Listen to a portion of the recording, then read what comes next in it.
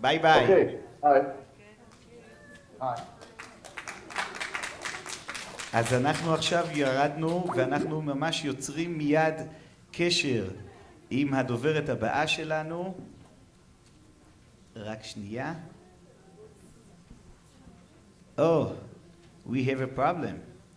She's not on. Let's see.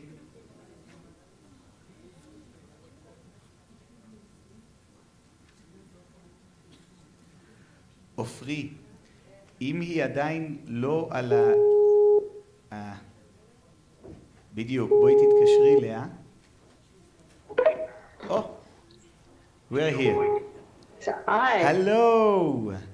You see me? Do I have to accept? Okay. Wait. Can you hear us? Do you hear us well? We can. I was just watching the conference actually, and now and saw that the last speaker had just completed his talk. Hi. So, Bonnie, okay, friends, you will speak later. Ask how are you? How are you, Bonnie? I'm fine. So everyone is really want to hear you now. So we will have your I can lecture see you first, background. and then we will have some questions and more. Everyone is coming here to my computer. Okay, so we have all the crowd over there. So we're going to start, and then we have time for questions. Okay? Sounds good to me. Okay. Okay, so we are going to start. Please, we are with you. All right. So I'm talking to you now about my presentation. Is that correct? Yeah, exactly. Okay, so I'm going to do a quick introduction of the school. This is Bergin University of Canine Studies. I'm moving to screen two. Just a second. I see that it's not on the computer yet. And every time that you want to change a slide, you have to tell us, please change the slide. Right. Just a second, okay?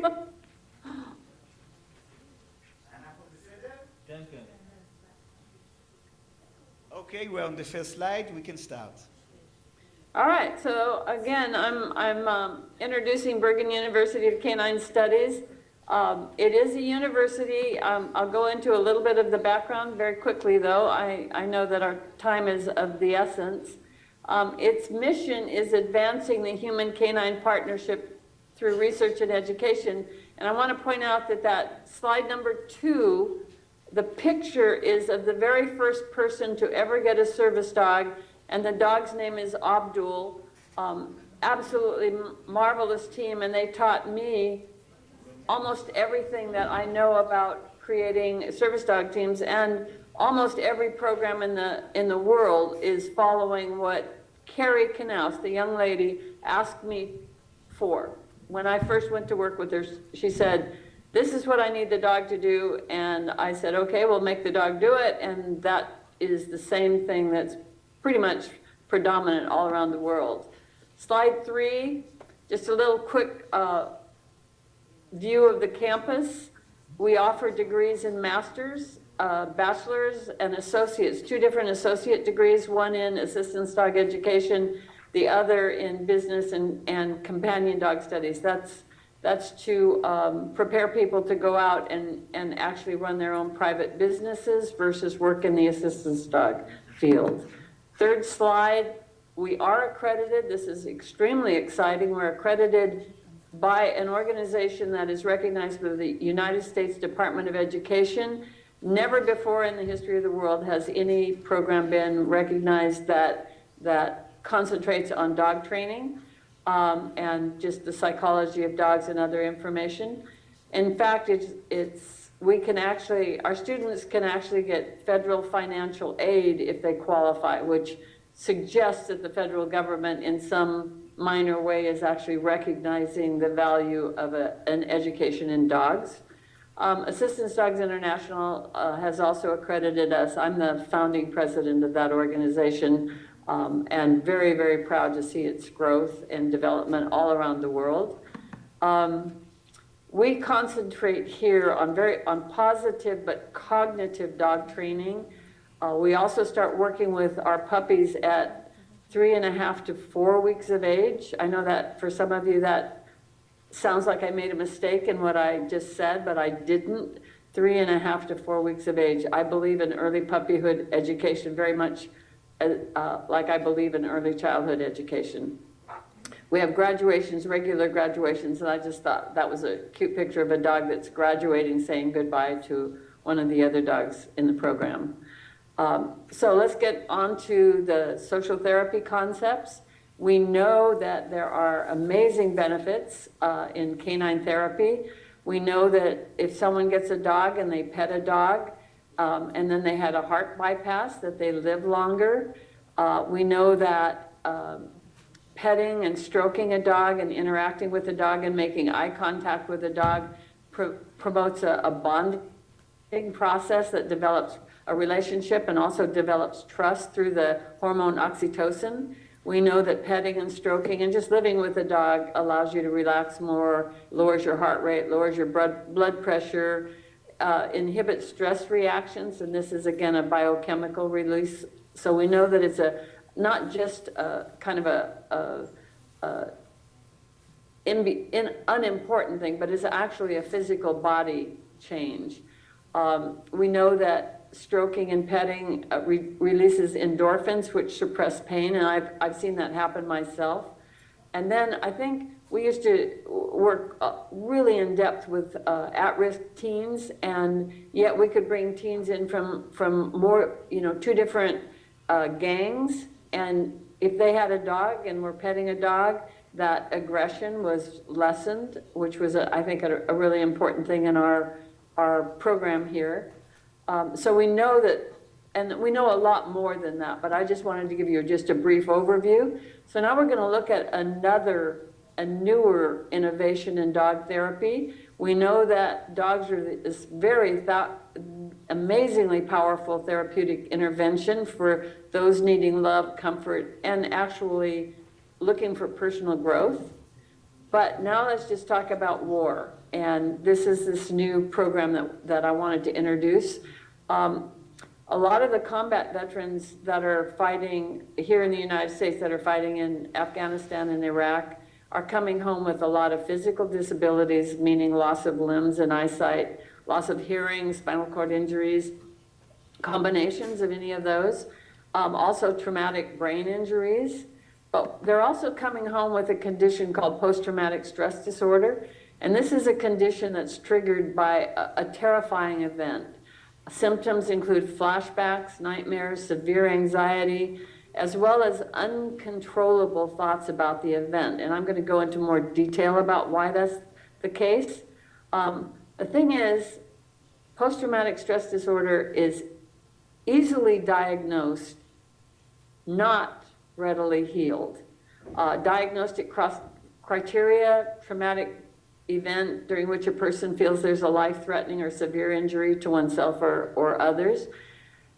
One of the things they're finding, and I think this is crucially important, is you can be out living in the war zone where you are on point, where you're constantly worried about what could attack you or your fellow warrior, and that alone can cause post-traumatic stress disorder, just that intensity for that long period of time, where you're under this horror or intense anxiety or just feelings of not knowing what is going to get you. And just this slide number 10 goes into a little bit of that.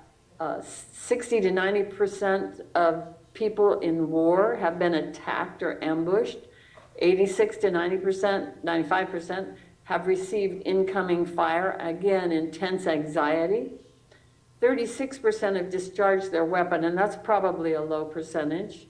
63 to 95 have seen dead bodies or the remains of dead bodies. And 79 to 80%, 87% have known someone who's been seriously injured or killed in war. So I'm going to slide number 11. What happens? So the body changes and the brain changes are so interesting that psychiatrists do not know how to define whether post-traumatic stress disorder is a psychological or a physical disability. They can't determine that. And I'll show you why in a second. So here's the ear hearing or the eye seeing some kind of threat. They communicate that threat to areas in the brain. So now we're talking psychological. But then there's this cascading of chemical reactions that go from the glands, the hypothalamus, thyroid, thalamus, pituitary glands, and they secrete these hormones, cortisol, noradrenaline, that go to the adrenal glands. Now the adrenal glands are our fight or flight determiner. And we also are looking at that information going to the amygdala, which is actually emotional memory storage. So now we're looking at, is it physical? Is it psychological or is it physical? Because long-term exposure to cortisol actually creates semi-permanent changes in the amygdala and other parts of the body. So let's go to slide 12. What happens with the body? Well, heart rate increases, blood pressure goes up, respiratory rate goes up, eyesight.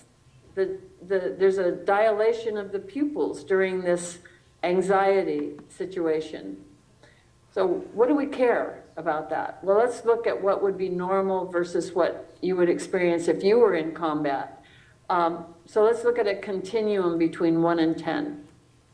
The normal situation is that throughout your day, and all of our days, and again, this is an average, we all experience some kind of a mild threat.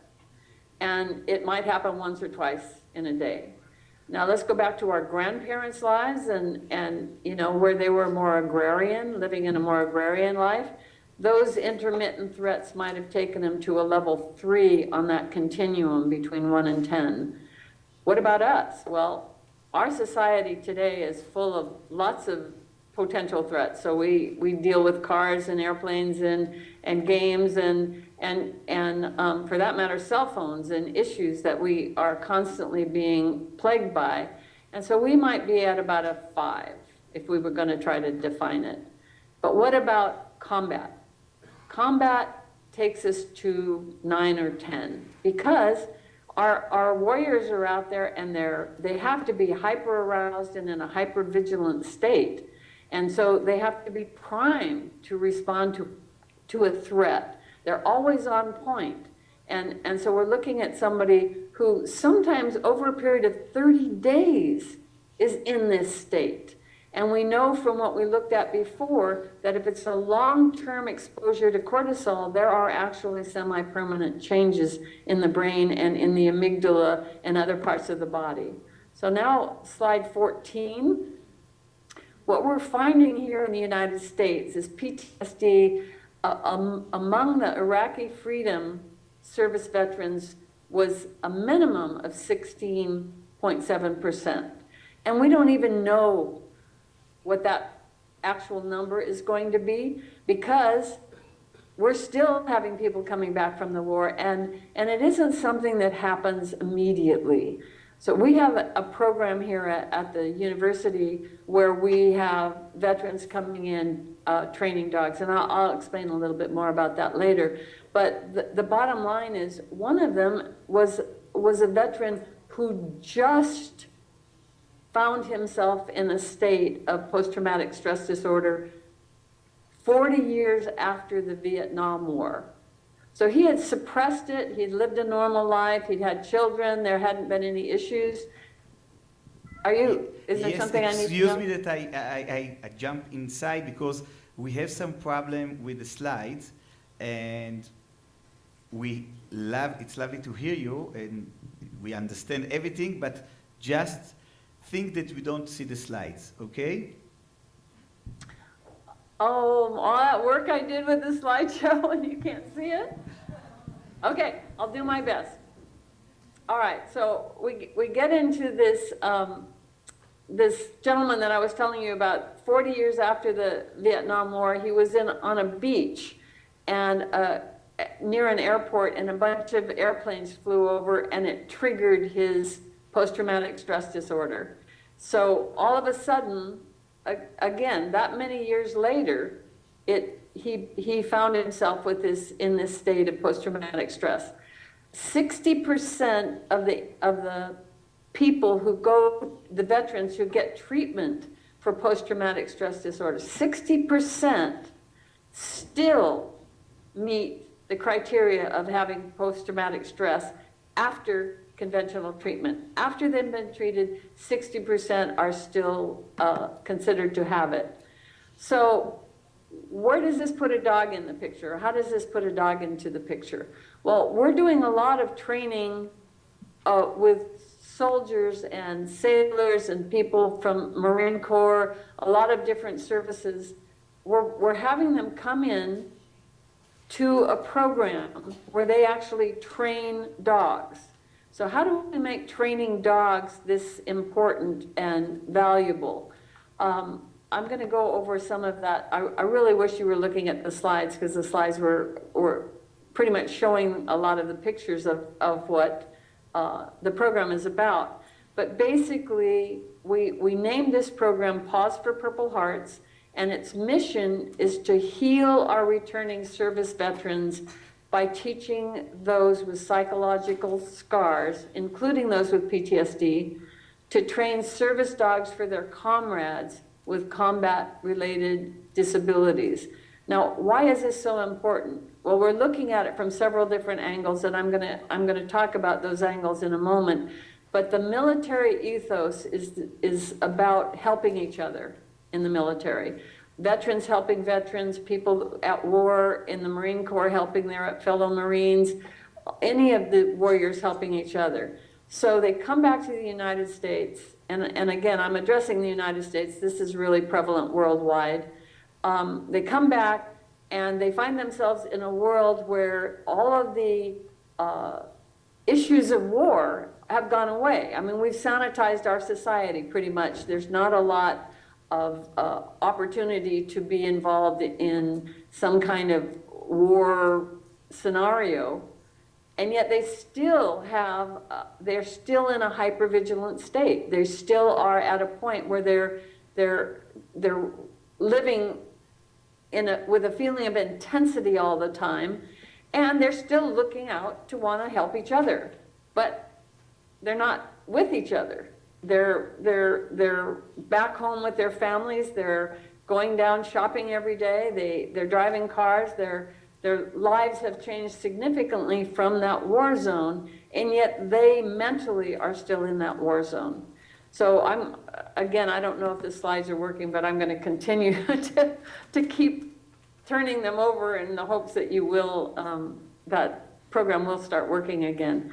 So what about the dog? Well, it's pretty simple.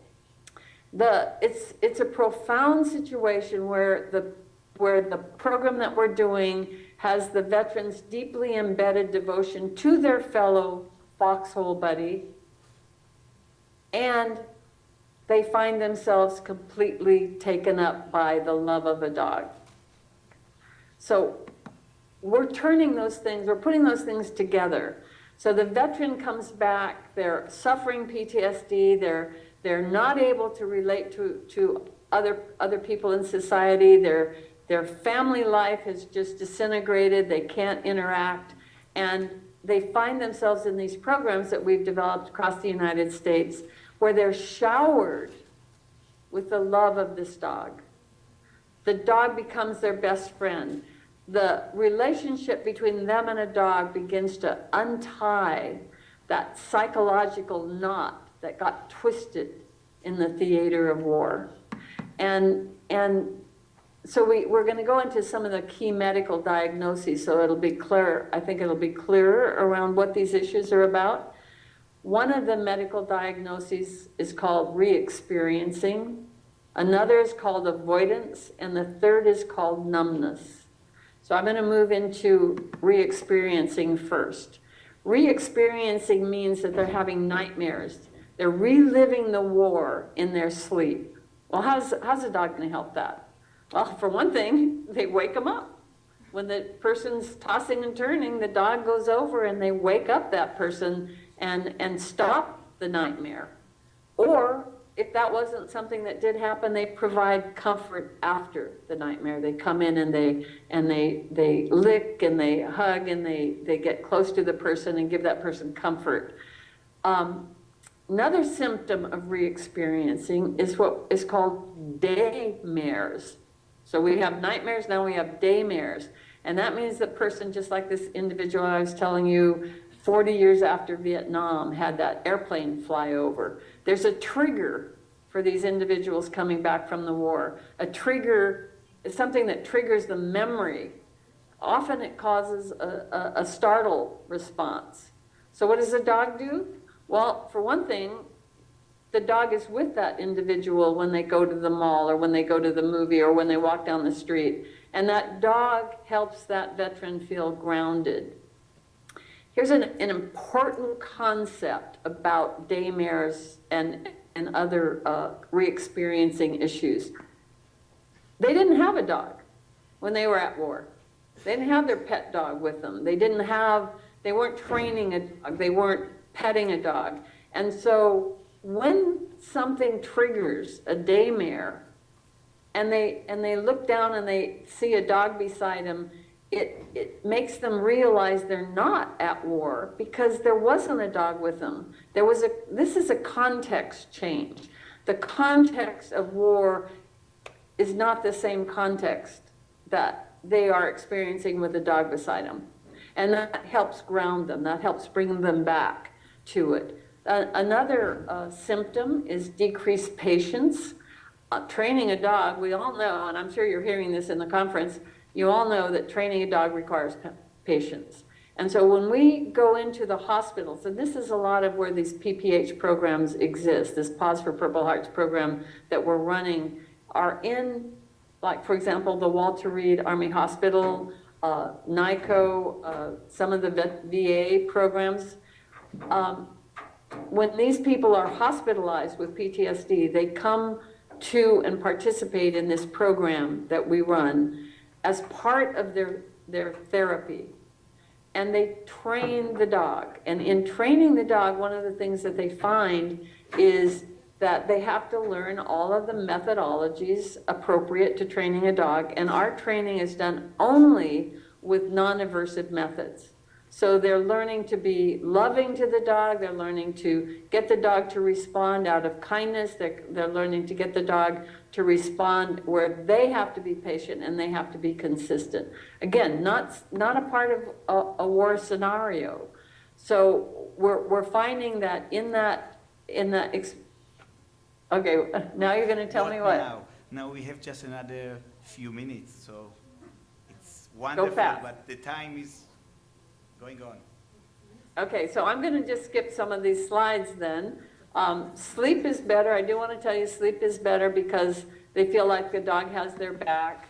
Avoidance is another one of the issues, and when the symptom is isolating themselves, the dogs help, but dogs don't let you isolate. Dogs don't let you avoid social interaction. They're social lubricants, and they make sure that there's interaction going on. The loss of feeling of belonging, the dog, they insist on some kind of relationship. Training the dog for their fellow veterans gives them a sense of purpose. And, believe it or not, they come back with a decreased assertiveness. And obviously there has to be a degree of assertiveness in dog training.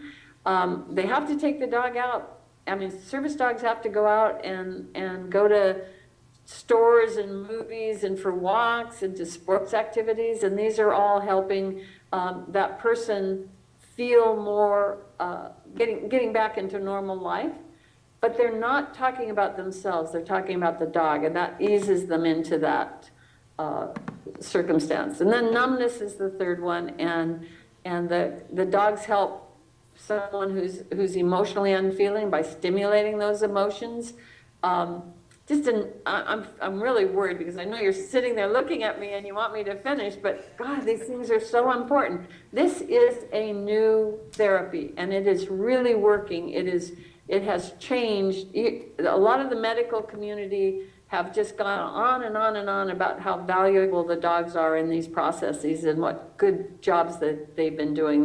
The dog's engagement just lessens that numbness. And the medical community, there's a big list of what the medical community has come back and said the dog's value has been, and I'm not going to go over that because of time, but I do want to say this, that in choosing the dog to be in this program, we have found that we have to choose these dogs that are very, we call them our marshmallow dogs. They're low aroused, they have a high desire to please, they're not very predatory, they're very sensitive, they're not aggressive, they want to get trained, because if we take in a dog that's higher aroused or requires more handling in training, it takes that veteran back to war.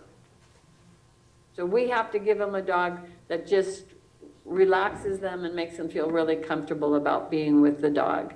And again, you all know how important touch is, and that's a big part of what's happening. There's also, in this program, there's also neuromuscular involvement with all the hand touch involvement.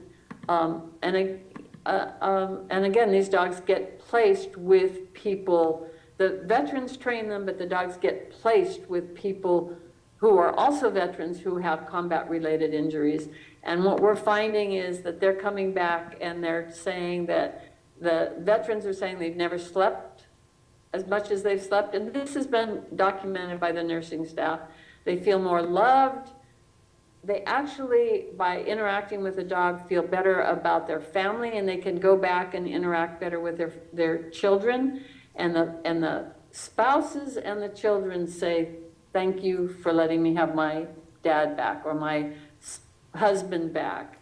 And they get this amazing sense of purpose. So I think all of those are really critical.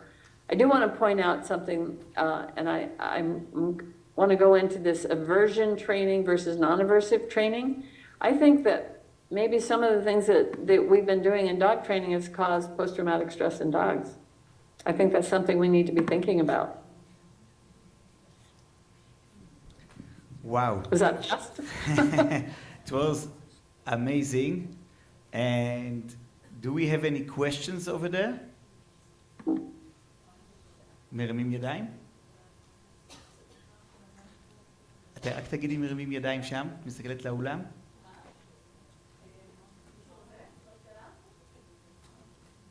אז הנה. בואי.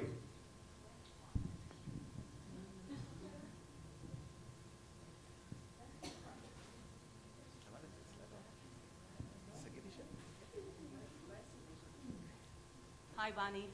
Muhammad. How are you? Nice. It's great to see you. Really nice to see you after this year. Yes. Okay, listening to you, Often. We want to listen more. yeah, reminds us years ago when we came to study by you, and it's Right. amazing I always see. to hear from you and to hear your new programs. Thank God, you. it's so wonderful. And it was great to see you in the background earlier, too. I'm thrilled. I'm just thrilled. Okay. So we are so happy that you just have been with us, and we thank you very much. And this is just the beginning. And Ofri is going to give us. You hear the class? Yes, I do. It's for you. How's it going? Okay, so we thank you very, very much, and we hope to see you soon. And thank you, and for us it's good night. Bye bye. Okay. Bye. Thank you.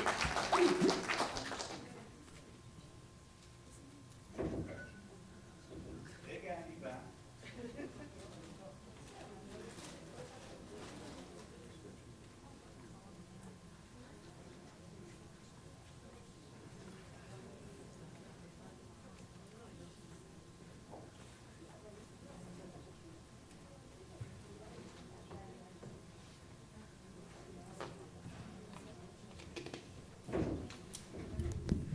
אני אהיה עכשיו לא כל כך מנומס, ואני אומר שאין שאלות.